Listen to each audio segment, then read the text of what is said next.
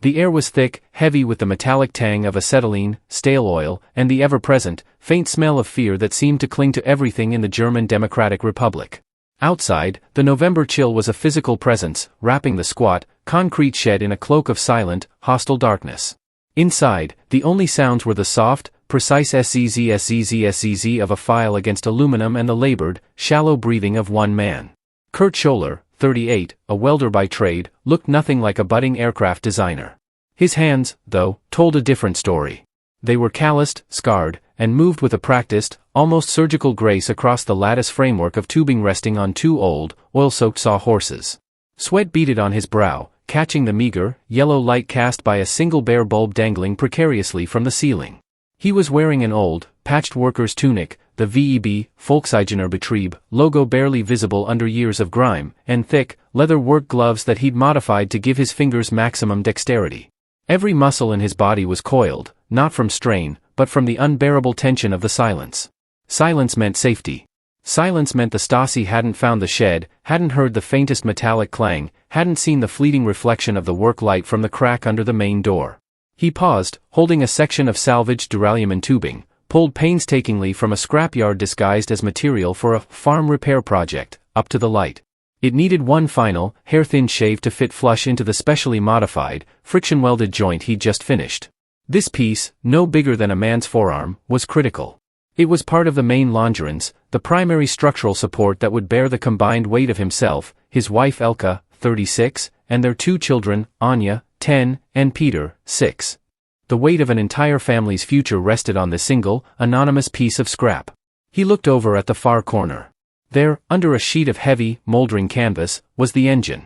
A tiny, two-cylinder Trabant 601 engine block, meticulously disassembled, cleaned, and overhauled to a pristine state. He'd bored out the cylinders a fraction of a millimeter and replaced the heavy cast iron pistons with lighter, custom-machined aluminum ones, an absolute miracle of backyard engineering achieved through clandestine favors from a friend at the IFA engine plant in Twickau. The engine, still smelling faintly of gasoline and synthetic oil, was the heart of the machine, and its performance was a terrifying variable. It had to be powerful enough for takeoff, yet small enough to avoid detection, and crucially, quiet enough not to draw attention when running at full throttle for the climb. The modifications gave it perhaps an extra 5 horsepower, a risk he was forced to take. Kurt gently set the tube down. He reached into the breast pocket of his tunic and pulled out a faded, folded map, a topographical chart of the district, officially issued for agricultural planning. His thumb traced the jagged line running across the map's center, the Mauer, the wall, running through the heart of Berlin. The segment he focused on was a section just south of Treptow, near the Teltow Canal. It was one of the lesser-known, more overgrown stretches, where the death strip was slightly wider than in the urban center, but the Grenztruppen DDR, border troops, patrols were, he hoped, slightly less frequent, slightly more complacent. He'd spent 2 years driving his old IFA truck through this area, pretending to inspect fields, charting the patrol schedules, the locations of the watchtowers, Wachturm, and the blind spots in the V-wall, V-Formager Metallgeturzon, fence line. He knew where the radar coverage overlapped and where the notorious SM-70 anti-personnel mines were rumored to be buried. But the most critical piece of equipment wasn't on the map or the workbench, it was tucked away in a locked compartment, the altimeter. A highly sensitive, salvaged unit from an old Soviet-era crop duster, meticulously recalibrated. The wall itself was around 3.6 meters high. The main anti-vehicle ditch and the secondary fences added layers of complication. To clear it all, including the border guards and the radar, he calculated he needed to maintain a constant altitude of at least 150 meters, 492 feet, during the crossing. Too low, and they'd be shot down by the guards in the watchtowers or tangled in the fences. Too high, and they'd be picked up by the rudimentary but persistent air defense radar network designed to track Western military intrusions. He was aiming for a razor-thin margin of error, 160 meters. He checked his pocket watch, an heirloom from his own father. 1:21, the most dangerous time was approaching, the shift change for the Kompanienführer at the nearby Grenzregiment 38, Werner Lambers. For a brief, 20-minute window, the main access road outside the shed would see a slight increase in traffic, mostly older Tatra 148 trucks rumbling past. He had to pack up before then. He quickly covered the ultralight's frame with another tarpaulin, stashed his tools, and threw the scrap metal filings into a bin he would later burn. He stood by the main door, his back pressed against the cold metal, listening. The silence was still there, but now, it felt more like a predator stalking the darkness. He took one last look at his creation, a strange, skeletal contraption of tubing, wire, and canvas that represented 2 years of lies, whispered phone calls, stolen hours, and the complete suppression of every instinct for self-preservation. It was a beautiful, terrifying gamble. The next phase of the gamble was camouflage. Kurt Scholler had established an elaborate, 2-year-long narrative to explain his frequent, late-night absences and the accumulation of peculiar materials. His official story was that he was repairing and modifying a series of derelict farm machinery, specifically a TSG-150 grain dryer that was allegedly critical for the upcoming harvest. This lie was tailored for the bureaucracy. It was vague enough to be plausible and boring enough not to draw scrutiny from the average SED, Socialist Unity Party, functionary. Farmers needed equipment fixed. Fixing it was a noble contribution to the state. But the real deception was at home, directed at his wife, Elke. Elke, a quiet but intensely perceptive woman who worked as a librarian, knew her husband was building something. She knew it wasn't a grain dryer. She had seen the diagrams, drawn in meticulous detail on the back of old planning documents, the aerodynamic calculations that looked suspiciously like the lift-to-drag ratios found in textbooks she had to shelve at the local library. For months, Kurt had maintained a wall of silence, protecting her and the children by keeping them compartmentalized away from the truth, giving them a form of plausible deniability if the Stasi ever came calling. One evening, 3 months prior to the planned flight, the wall came down. Kurt had returned home, his hands smelling strongly of gasoline and aluminum dust, an odor no grain dryer could impart.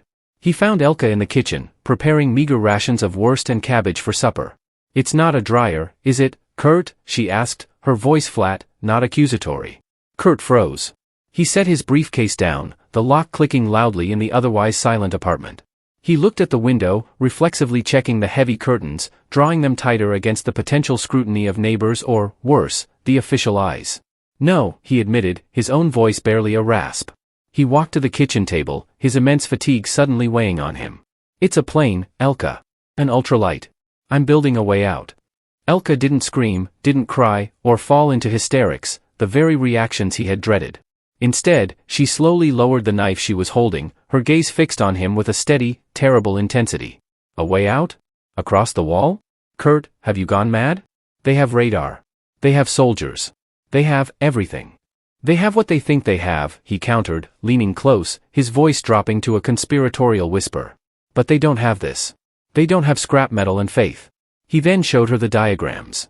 Not the complex engineering sketches he used in the shed, but a simple drawing of the craft, a high-wing monoplane, single seat, but adapted for 2 small passengers nestled behind the pilot. It was nicknamed Der Flieger, the flyer.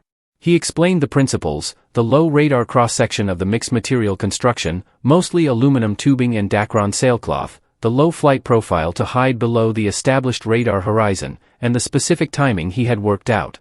He told her about the Trabant engine modifications, the specialized propeller he'd had custom carved from laminated birchwood by an old acquaintance, and the crucial details of the landing gear, fixed skids, not wheels, to allow for a landing in a field or even an asphalt road without attracting immediate attention from Western authorities, who might mistake the plane for a Soviet infiltrator. He confessed the entire scope of the danger: a single-point failure in the engine, a strong crosswind over the wall, a sudden spotlight from a watchtower. Any of these meant instant capture, or worse, the lethal response of the Grenzsoldaten who were trained to shoot first and never ask questions.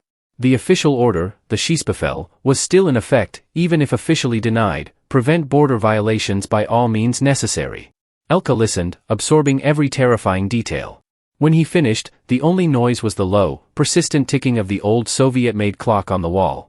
"And Anya and Peter?" she finally asked.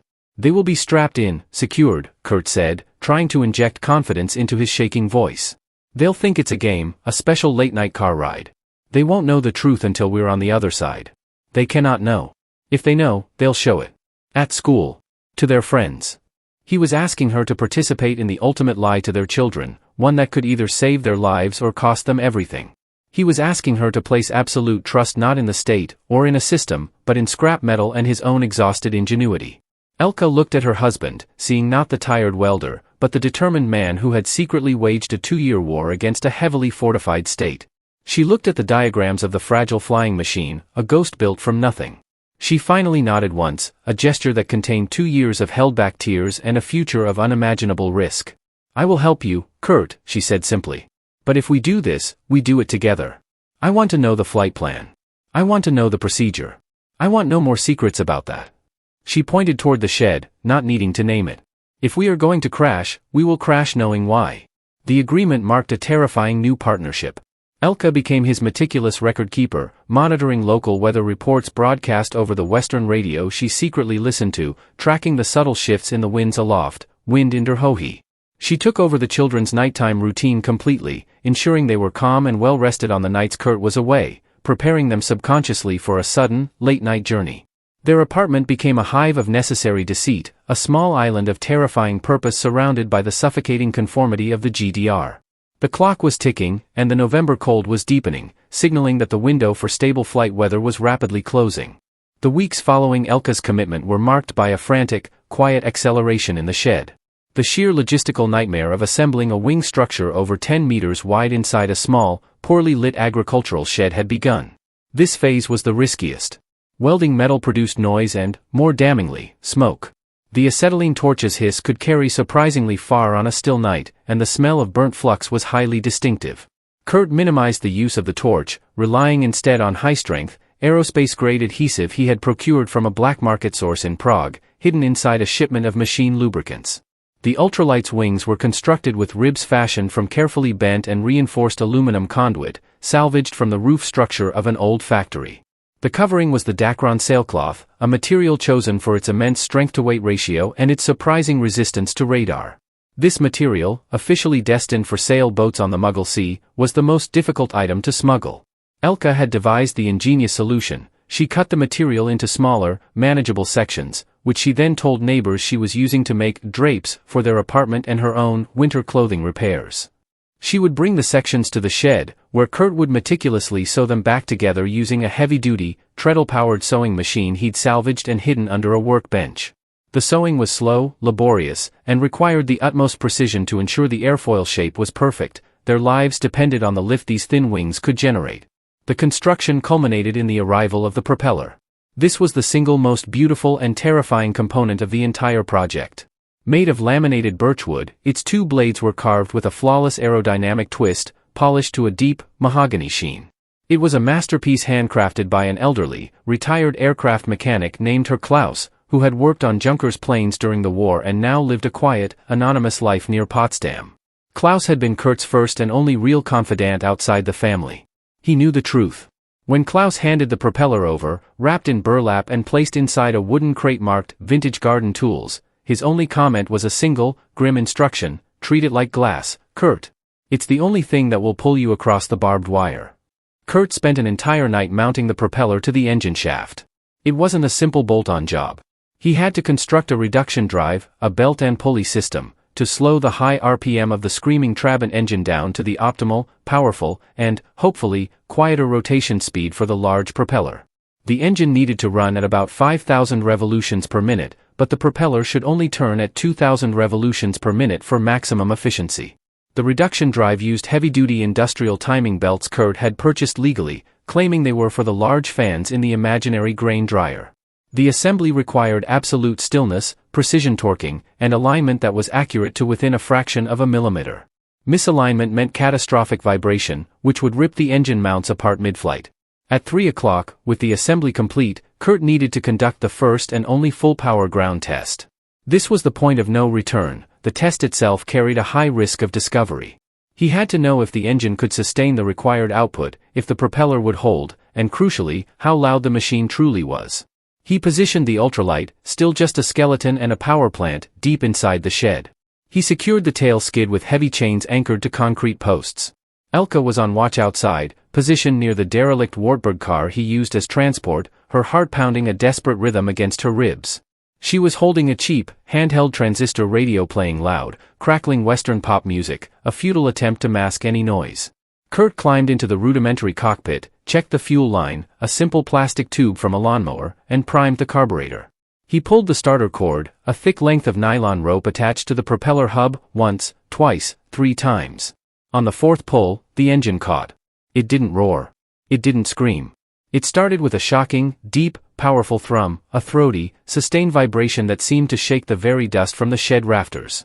The reduction drive whined slightly, and the massive, birchwood propeller began to turn, slowly at first, then blurring into an almost invisible disk.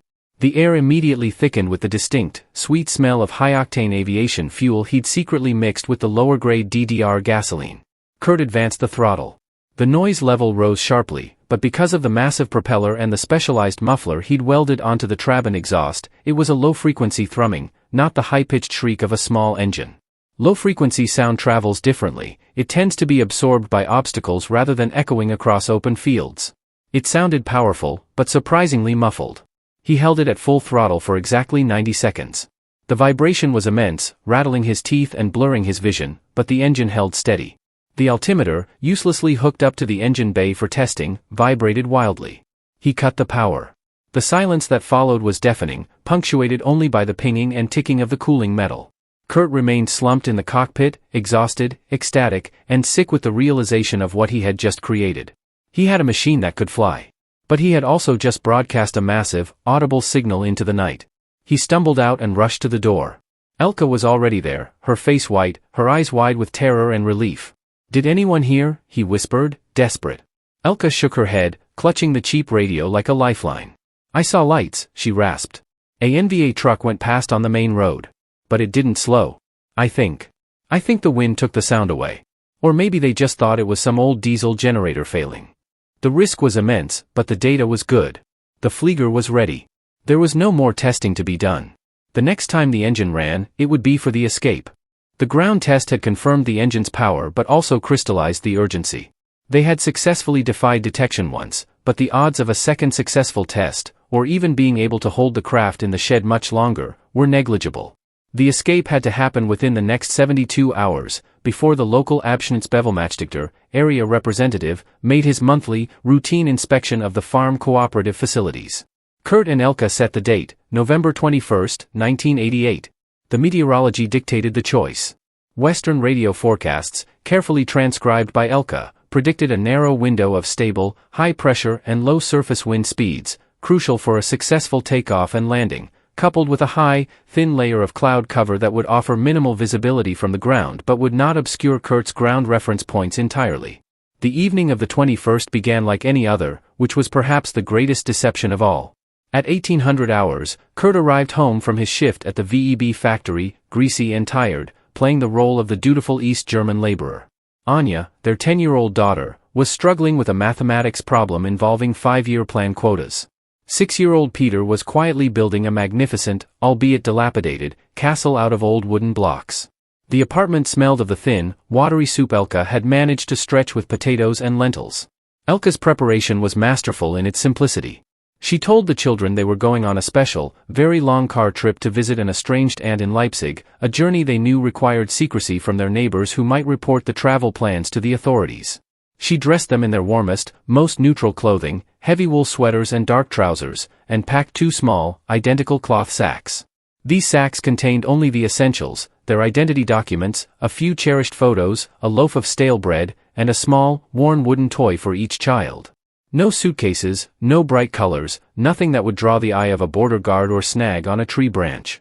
The critical psychological component was managing the children's sleep. Around 2100 hours, she administered a tiny dose of a mild, non-prescription sedative she had obtained from a sympathetic pharmacist friend under the pretense of chronic headaches.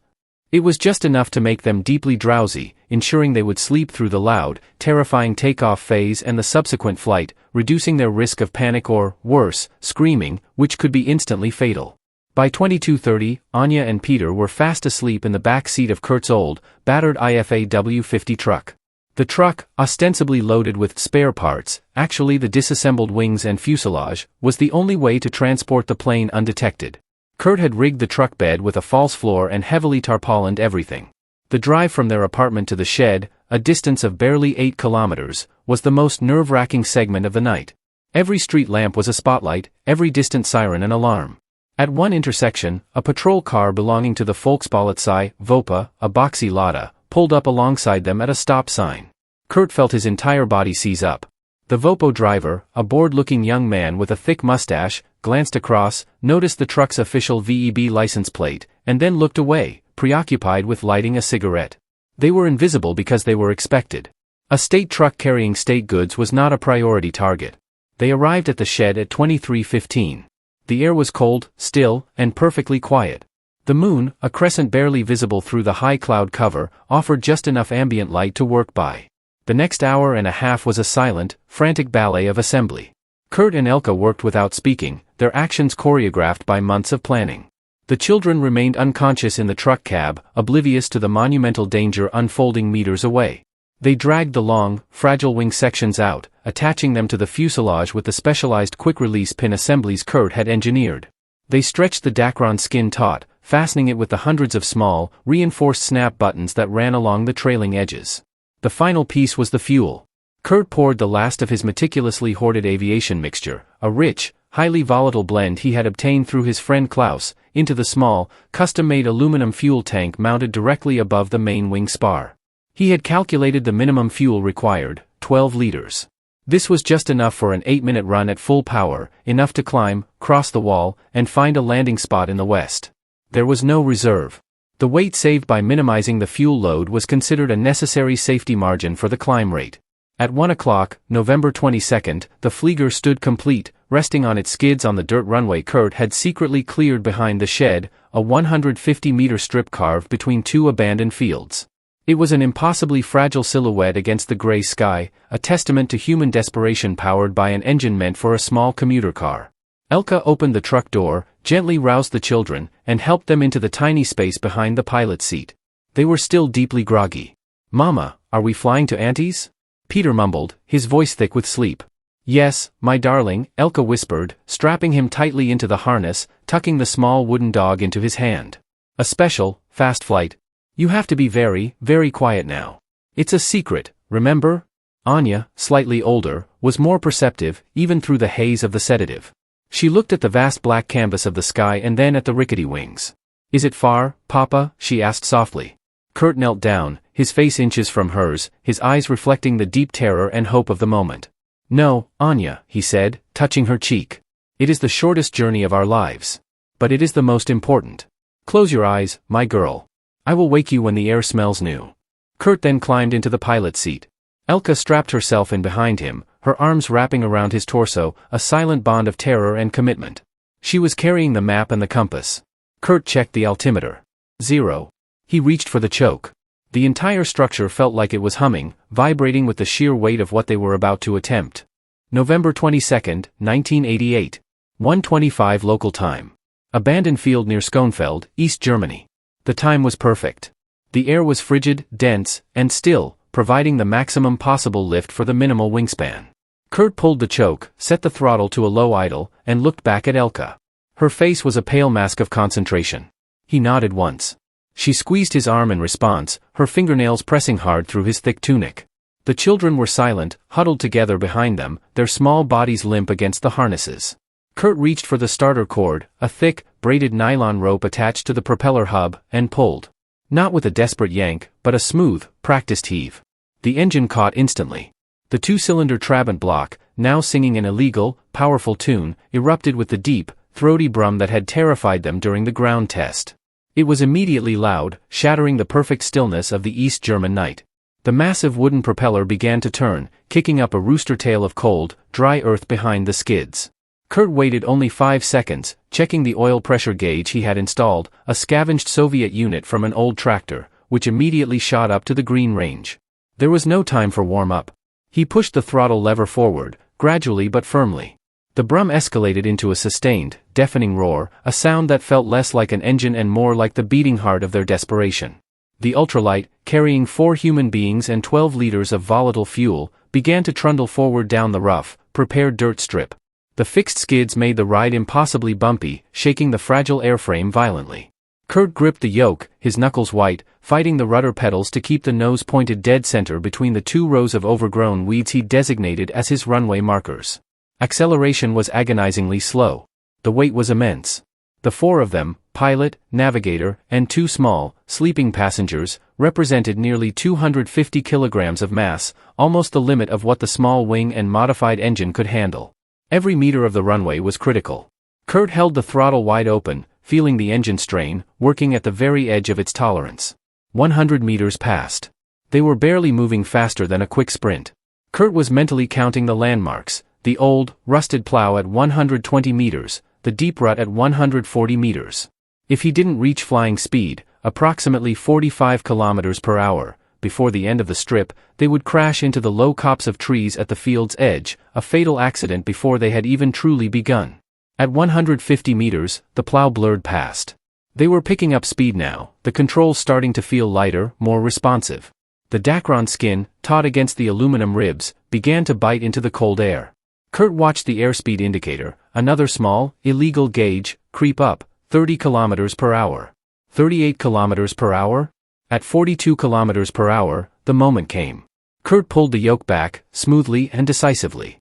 The entire machine shuddered, then, with a lurching, stomach-dropping sensation, the Flieger left the ground.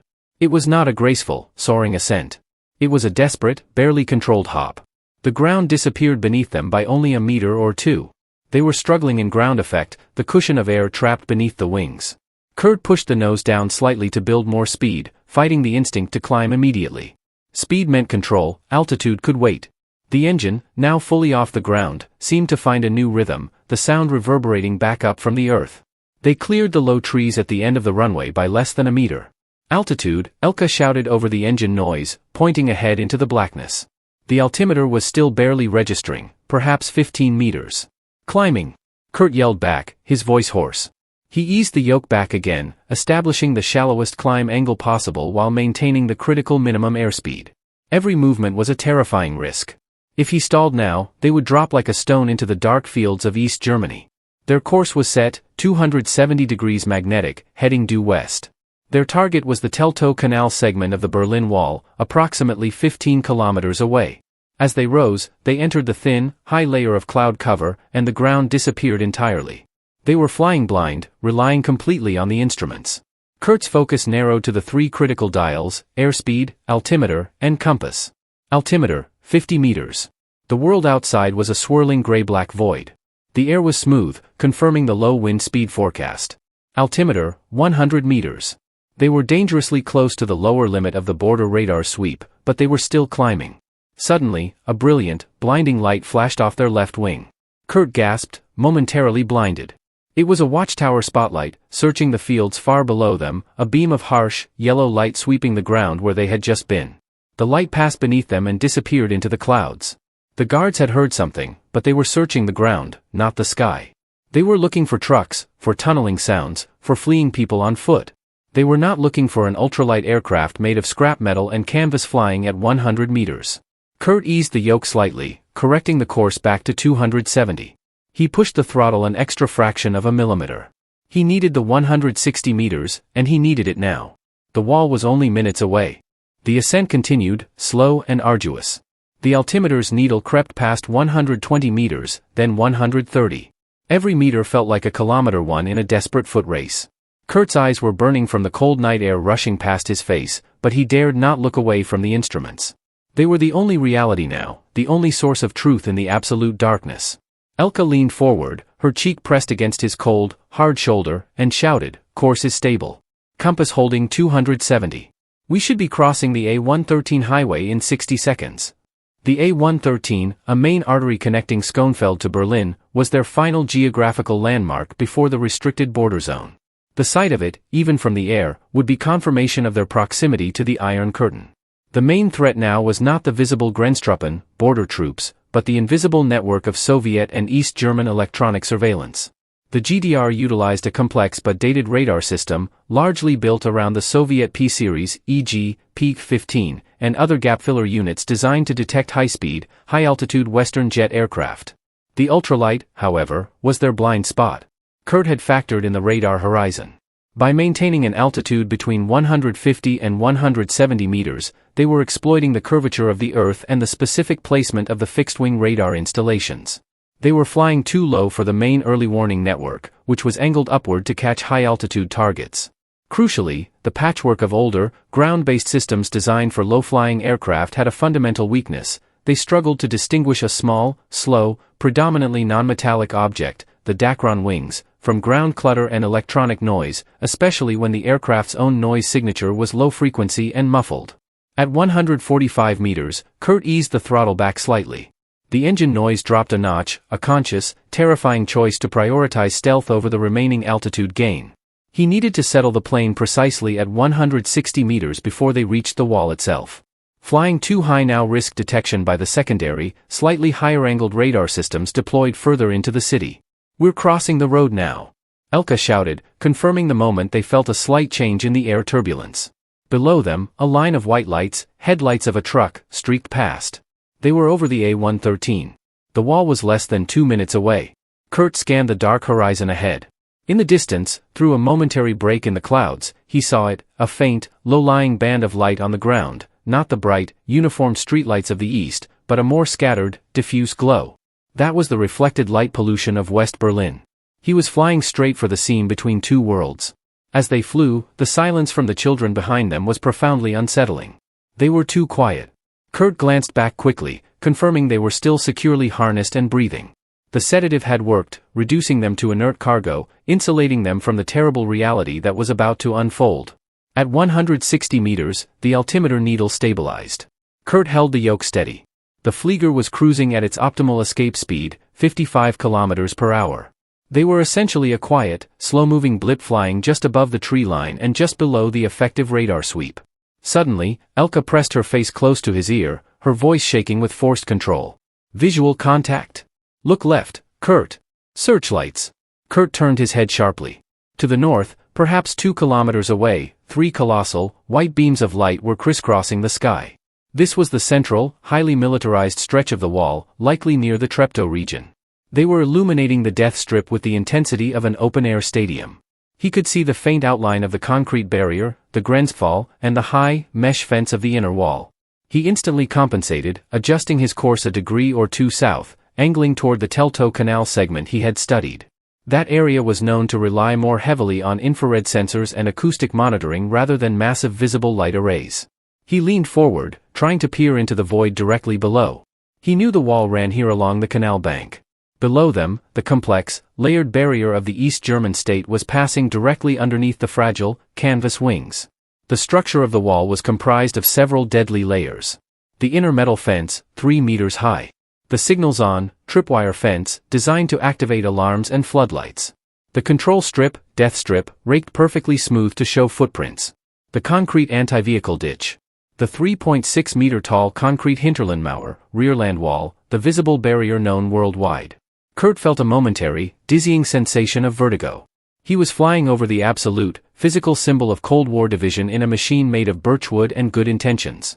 The thought of the SM-70 mines below them, the highly trained guards in the towers, the machine guns, and the electrified fences, it all compressed into one single, overwhelming imperative: hold the altitude. He heard a different noise now, cutting through the engine's thrum, a low, rhythmic thumping coming from below and slightly behind them. It sounded like a patrol vehicle, maybe a Barkas B1000 van, speeding along the service road, the deep thud of its worn engine audible even at 160 meters. Someone was moving down there, alerted perhaps by the distant sound of their engine during the ascent, or a glitch in a sensor. They were right over the wall. Kurt glanced at the altimeter, 162 meters. They were clear. November 22, 1988. 1:29 local time. 162 meters above the Berlin Wall, Teltow Canal sector. The crossing itself was an intensely compressed experience of sensory overload and cold, calculated action. For Kurt, the world narrowed to the fragile bubble of the cockpit and the relentless demand of the instruments. For Elka, it was a terrifying panorama of flashing danger and uncertain hope. As the ultralight, held steady at its crucial altitude, sailed over the main concrete barrier, Elka risked a glance straight down. The ground was a blur of shadows, concrete, and the sickly green glow of the infrared lighting used by the Grenztruppen at night. She saw the parallel lines of the V-wall and the control strip momentarily illuminated by the faint crescent moon above the clouds, a ribbon of absolute death threading through the darkness. They were directly over the canal now, the black water below reflecting the scattered lights of the east. Suddenly, a massive, brilliant white light erupted below them. It was a powerful searchlight, mounted on a tower directly on the eastern bank of the canal, perhaps 500 meters to their north. The beam, thicker than any she had ever seen, instantly cut through the night, sweeping the sky directly toward their position. "They see us, Kurt! Hard right! Turn!" Elka screamed, her voice a raw, primal sound that barely registered over the engine. Kurt did not hesitate. He had planned for this contingency. They were flying a small, slow target. Evasive action was necessary, but must be minimal to avoid stalling the wings.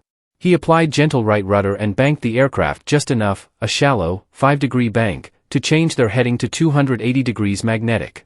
The light beam passed harmlessly beneath them, searching the sky where they had been moments before, guided by the sound, not by visual confirmation. The speed of the searchlight's movement indicated panic on the ground. The sound of the patrol vehicle below, the Barkus B-1000, grew louder and then suddenly cut out, followed by the distant sound of shouting, sharp, military commands muffled by the distance and the engine noise. The Grenztruppen were mobilizing. Then came the flash. A sudden, sharp series of bright orange streaks flashed up from the tower they had just passed. Tracer fire. The distinctive, high-pitched crack-crack-crack of an automatic weapon, likely a Kalashnikov MPKM, followed milliseconds later. The tracers, designed to allow the soldier to see the trajectory of their bullets, were aimed at the noise signature of the engine. They were high, arcing desperately, falling short of their current 162-meter altitude, but terrifyingly close to the planned flight path. Stay level. Don't look down. Kurt roared, pushing the yoke slightly forward to gain a precious meter of airspeed. He felt the absolute, bone-jarring terror of their exposure. The bullets were close enough to hear their passing hiss in the dense night air, not hitting the plane, but impacting the space around them, a lethal warning. The children, thankfully, remained heavily sedated, oblivious to the fact that they were being shot at by the government they were fleeing. Elka, instinctively protecting her husband and the controls, shielded her face with her arm and began shouting their position. They are firing low. Keep the altitude. The free west is 30 seconds. Hold the course, Kurt, hold the course. The tracer fire ceased as quickly as it began. The soldier on the tower had likely fired a burst, realized he was firing into the darkness, and needed new visual confirmation or new orders. The brief volley of gunfire had done its job. It confirmed to Kurt that the escape was detected, and that the GDR was willing to use lethal force. They were now over the western side of the canal. The water below was different. The lights reflecting from the west were wider, brighter, and closer. They had crossed the Todesstreifen, death strip. They were in the airspace of West Berlin. But they were not safe. The danger now was immediate, the possibility of being intercepted by Western defense forces who might mistake them for an aggressive, low-flying Eastern incursion. Kurt had to get down fast, before the West German and Allied military radar systems, designed to track Soviet MiGs, could adjust to this impossibly slow, fragile intruder.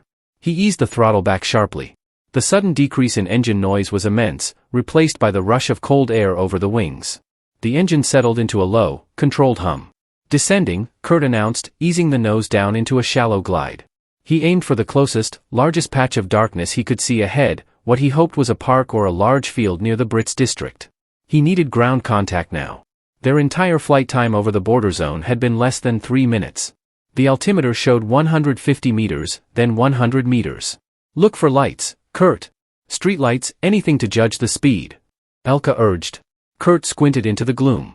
He needed visual confirmation of the ground to execute a safe landing, but the low clouds and fog were thickening, shrouding the city lights. He could hear the engine of their pursuers again, a distant, high-pitched wail now, likely a Trabant Kubelwagen patrol vehicle racing along the service roads of the death strip, unable to pursue them into the west, but definitely signaling their location to all nearby eastern observation posts. They had to disappear immediately. At 50 meters, the scattered lights of West Berlin began to appear beneath the fog, red brake lights, yellow street lamps, the random glow of apartment windows, the blinding visual cacophony of a free city. The contrast with the structured, dark emptiness of the east was shocking.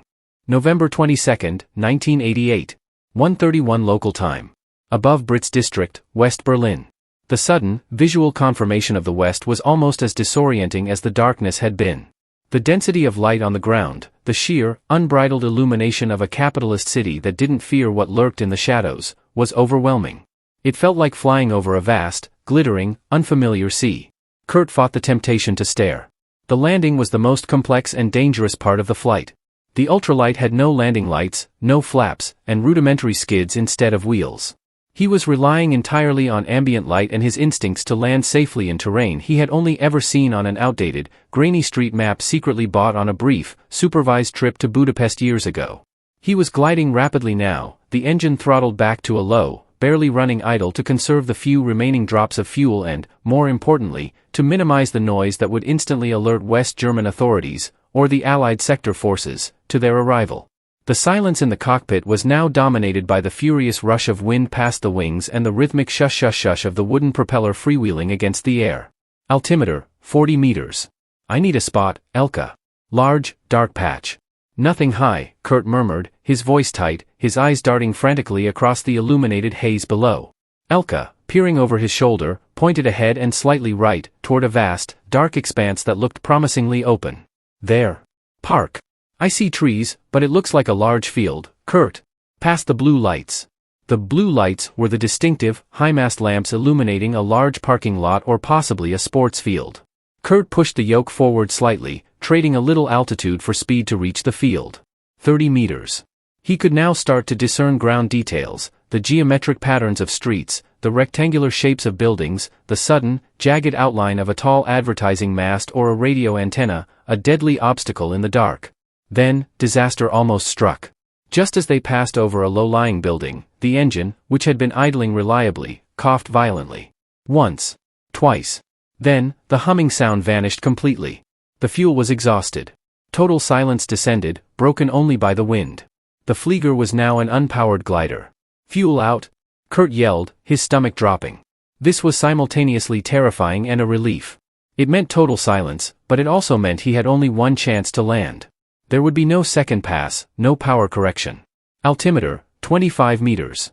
The ground was rushing toward them faster than he anticipated. The lack of engine power meant a much steeper glide path. The planned field, the dark expanse, was still maybe 100 meters ahead. Kurt dropped his gaze to the airspeed indicator. It was falling rapidly, dipping toward the critical stall speed of 35 kilometers per hour. He pushed the nose down slightly to maintain the airflow over the wings, using the final 25 meters of altitude to convert height into forward momentum.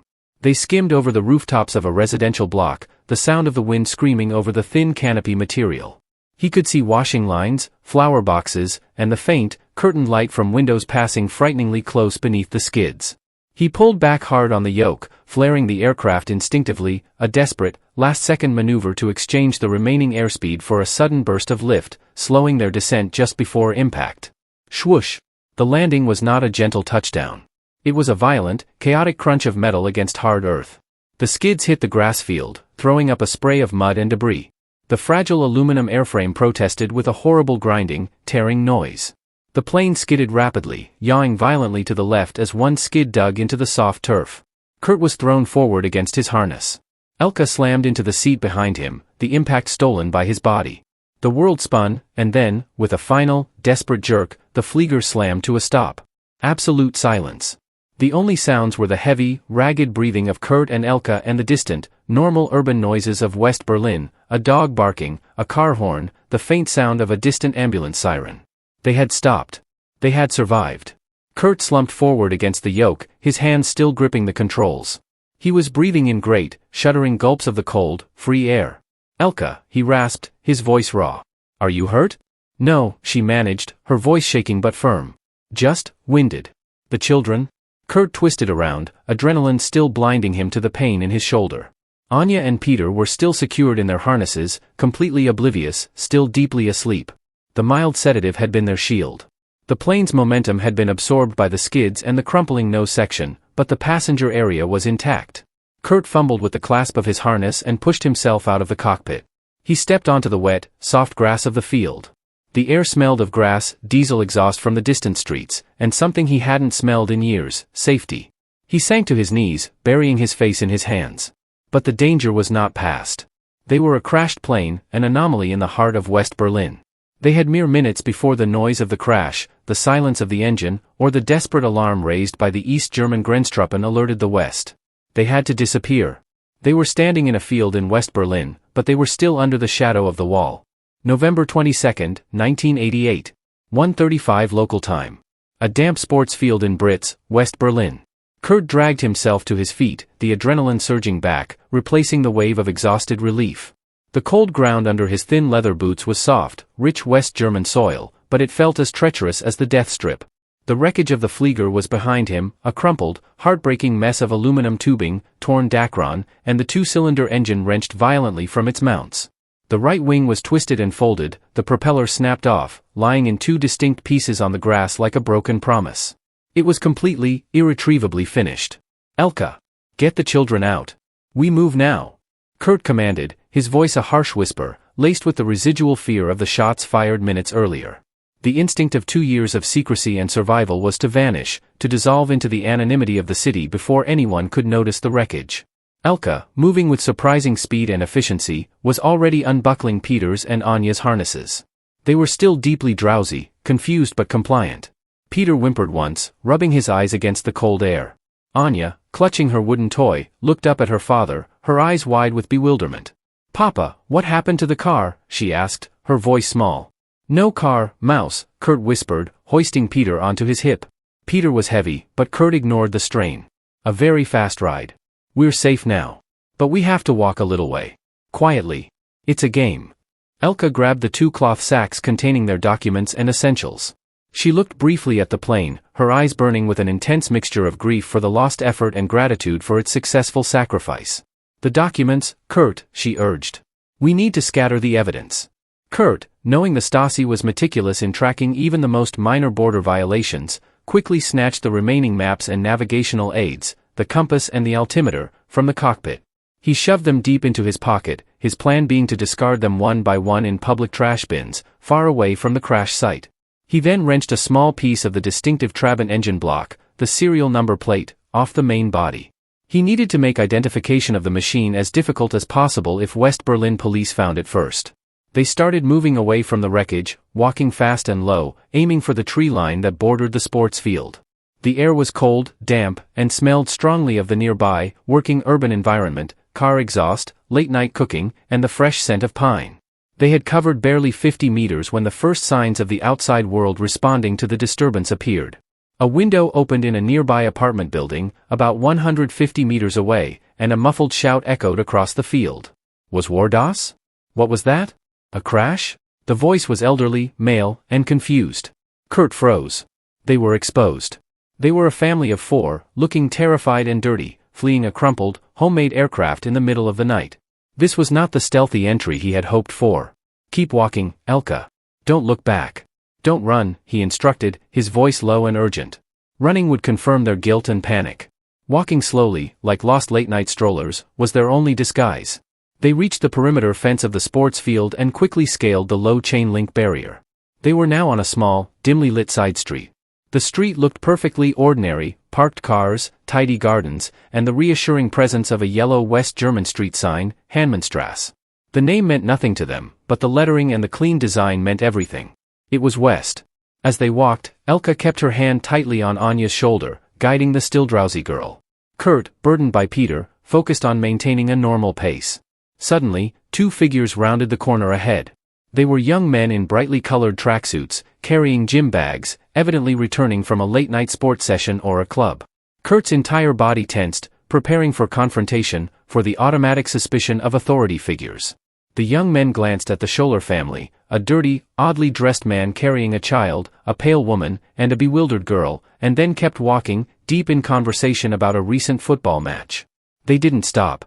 They didn't stare. They simply passed them by, utterly indifferent. It was a staggering, profound moment. They were not under constant scrutiny. They were not being watched by neighbors or informed upon by the state. They were just people. Invisible. But their relief was cut short by the sound of a distant, high-speed siren. Not the deep, wailing siren of the VOPA or the NVA, but a sharper, higher, more modern sound, the West German police, the Polizei. Someone had called in the crash. The time for invisibility was running out. "We need the main road," Kurt gasped. "Find a police station, a public place. We surrender to them." The thought of willingly approaching the police, after years of avoiding every vestige of authority, was terrifying, but necessary. They needed official asylum and protection from potential East German snatch teams who often worked in the border regions. They found a bus stop shelter, a clean, well-lit glass structure, about 400 meters from the crash site. Kurt quickly assessed the surrounding area. Quiet, middle-class apartment blocks. No immediate threat. He set Peter down, who immediately leaned against his mother, drifting back toward sleep. Kurt looked at his wife and children, their faces pale but safe. "We're here, Elka," he whispered, a huge, ragged sigh escaping his chest. "We're really here." Elka reached out, taking his cold, grease-stained hand. "Thank God, Kurt. Thank the scraps of metal and that tiny engine." As they huddled together, the sound of the siren grew closer, turning the corner onto their street. A patrol car, white and green, with flashing blue lights, pulled up to the curb.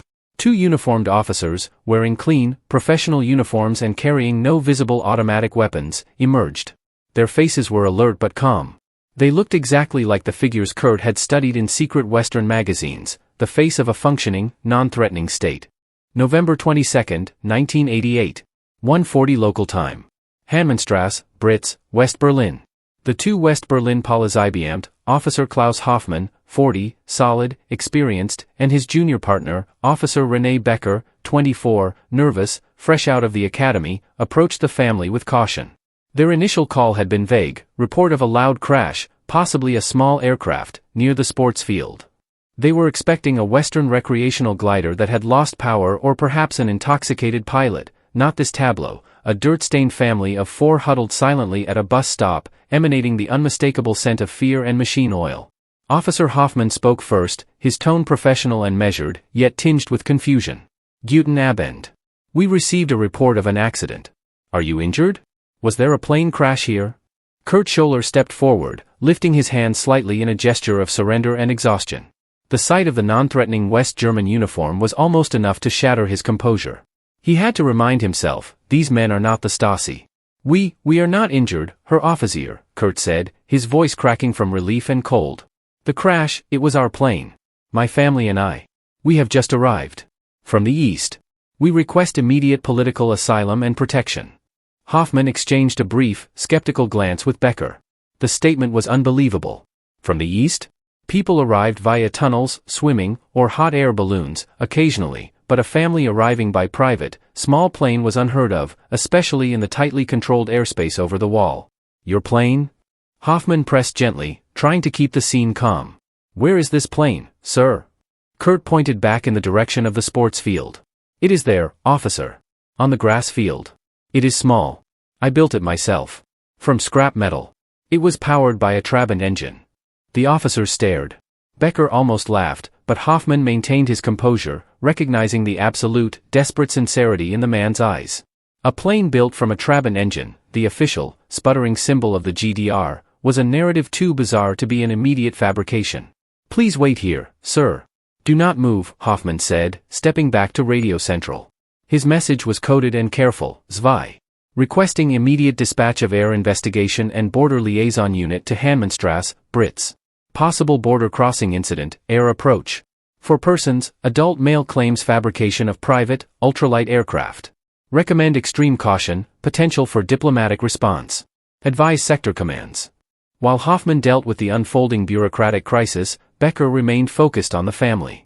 He noticed the two small children, clearly sedated, their clothes thin for the weather. He took off his uniform jacket, a heavy, lined fabric, and gently placed it around Anya's shoulders. The gesture of simple, unsolicited kindness brought Elka to tears for the first time that night. "We need to see your papers, please," Becker requested, his voice softer now. Elka immediately produced the two cloth sacks. Inside were the family's official GDR identity books, personal Ausweis. Kurt stated his profession as Fahrzeugschlosser, vehicle fitter/welder. Elka's was Bibliothekarin, librarian. The documents were legitimate. They were ordinary East German citizens. Hoffmann finished his call. The response from Central Command was predictably chaotic.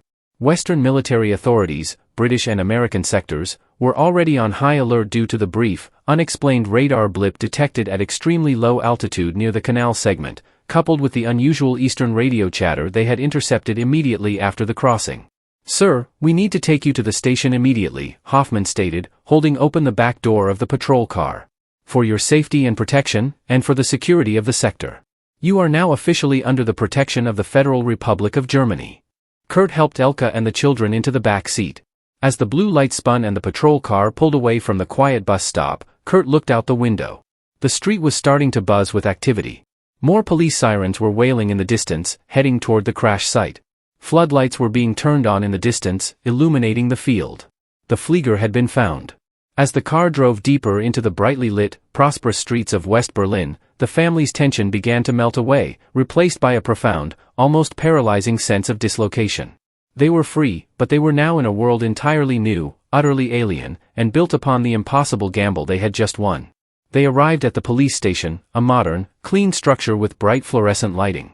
The moment they stepped out of the patrol car, they were surrounded by plainclothes officials, journalists who had somehow already heard the initial rumors, and serious-looking men in smart civilian coats who looked like they belonged to Western intelligence or the border service. Kurt was immediately ushered into a private room. He was exhausted, terrified, and triumphant. He sat down at a metal desk opposite a man who introduced himself only as Herr Dietz from the Verwaltungsamt, administrative office, responsible for refugee affairs. Herr Dietz started the official process, laying a simple form on the table. "Herr Scholler," he said, his voice gentle. "Please tell me the name of the man who flew you over the wall." Kurt took a deep breath, the lingering smell of aviation fuel finally fading from his nostrils.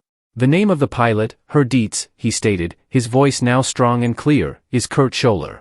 It was the first time in 2 years he had spoken his name without fear of reprisal. November 22, 1988. 2:30 local time. Refugee Intake Office, West Berlin. The story that unfolded in the cramped, overheated office was extraordinary, even for the jaded officials of the West Berlin administration, who had processed thousands of escape attempts over the decades. Kurt detailed the 2 years of clandestine work, the salvaged materials, the silence of his children, the terrifying power test, and the frantic, bullet-dodging flight across the canal. His testimony was delivered with a precision and technical detail that immediately convinced Herr Dietz that the man was neither a madman nor a fantasist, but an engineer driven to the breaking point by political oppression.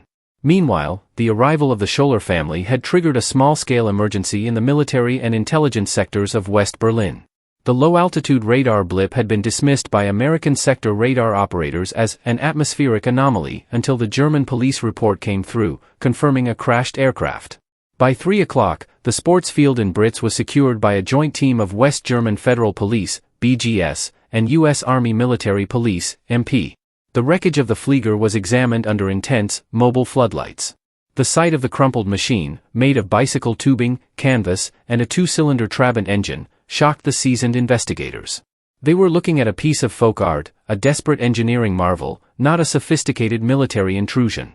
Major John Harrison, 45, a U.S. Army intelligence officer specializing in Soviet sector incursions, personally supervised the collection of the wreckage. He was astounded. "They crossed the wall," he muttered to a BGS official, in a flying lawnmower. The sheer audacity. The material evidence corroborated Kurt's story: the specialized propeller, the modified engine, the lack of any radio or sophisticated navigation equipment, it all screamed amateur escape attempt. Crucially, the U.S. team found several bullet entry marks and corresponding scorched canvas on the remaining parts of the left wing, clearly identifying the trajectory of rounds fired from the east. This was the irrefutable evidence: the GDR had opened fire on a family in an unarmed, homemade civilian aircraft. The discovery immediately escalated the political temperature. Western news agencies, alerted to the unusual police and military activity, began to converge on the Britz district, seeking any information. The Scholler family story was not just an escape, it was a potent propaganda victory for the West. While the investigation proceeded at the crash site, Kurt, Elke, and the children were moved to a secure transit camp, Notaufnahmelager.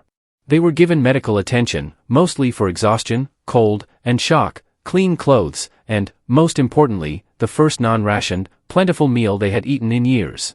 Peter and Anya, finally awakening properly from their sedative-induced sleep, were confused by the bounty of food, the warmth, and the sheer volume of unfamiliar Western goods surrounding them. Elke took a moment to call the sympathetic pharmacist friend back in the East.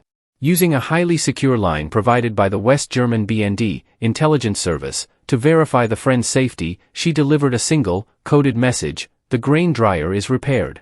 It flew beautifully. This cryptic affirmation was meant to signal their success and to protect the friend from potential Stasi reprisal. The political reaction was swift and dramatic. The West German government, through its spokesman, issued a scathing condemnation of the GDR for ordering the use of automatic weapon fire against defenseless civilians. Chancellor Helmut Kohl's office released a carefully worded statement praising the courage and ingenuity of this family and condemning the East German regime's inhumanity and reckless disregard for human life. The story, dubbed by the emerging press as Das Fliegen Wunder, the Flying Wonder, was instantly picked up by major European and American news outlets. The image of the family's flight contrasted sharply with the increasingly fragile image of the GDR. The East German response, handled by the Ministerium für Staatssicherheit, Stasi, was one of characteristic denial and fury. Their public statement blamed the incident on a deliberate provocation by Western special forces using highly sophisticated, low-radar technology to breach the sovereign border. Internally, however, the Stasi was in an uproar. The Grenzregiment 38 commander and the unit responsible for the sector where the escape occurred were immediately placed under intense investigation. The fact that a homemade aircraft had completely evaded their surveillance network, a network that cost billions of Ostmarks and relied on cutting-edge Soviet technology, was a humiliating, unforgivable institutional failure. Major Harrison, overseeing the collection of the ultralight's wreckage, mused on the significance of the tiny, bent piece of metal in his hands. It was the serial number plate from the Trabant engine. He knew this piece, this tiny symbol of Eastern scarcity and oppression, now represented one of the most remarkable acts of defiance against the Iron Curtain. The Scholler family was free, but their journey had just begun. They were refugees, symbols of a greater conflict, and their story was about to become international news. November 23, 1988. 9 o'clock local time. Transit Camp, West Berlin. The sun rose on the first full day of the Scholler family's freedom, bathing the Notaufnahmelager in the pale light of a late autumn morning. The camp was a complex administrative and residential center, a stepping stone for those who had fled the East. For the Schollers, however, it felt like a five-star hotel. They had their own small, clean room, the heat was reliable, and a breakfast of real coffee, fresh rolls, and butter, luxuries Kurt hadn't seen in years, sat on a tray before them. Peter and Anya, finally rested, were quietly fascinated by the small, color television set that broadcast cartoons from a free West German channel. Kurt and Elke sat together, drinking the coffee, watching their children. The deep, visceral fear that had been their constant companion for 2 years had been replaced by a dizzying, confusing sense of peace.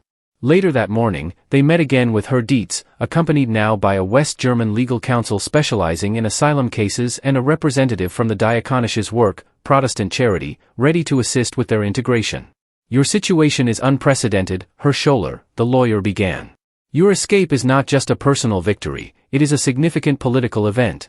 The GDR is publicly denying your account, claiming Western manipulation, but the physical evidence, the bullet holes in your wing, tells the true story."